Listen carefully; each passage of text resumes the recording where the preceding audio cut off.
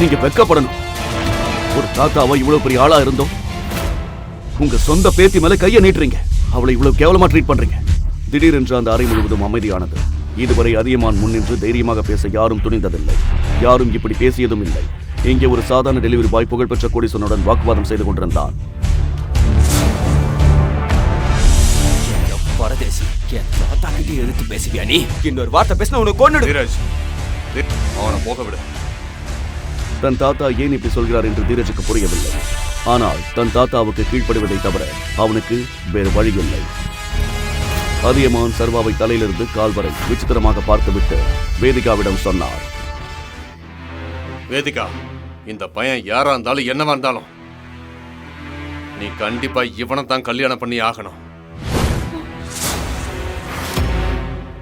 இல்ல தாத்தா, இந்த மாதிரி கண்டவனால நான் எப்படி கல்யாணம் பண்ணிக்கிறது? இவ யாருன்னு எனக்கு தெரியாது. போத நிறுத்து. சும்மா அப்பாவி மாதிரி நடிக்காத. என்னோட ரூல்ஸ் என்னன்னு உனக்கு தெரியும்ல.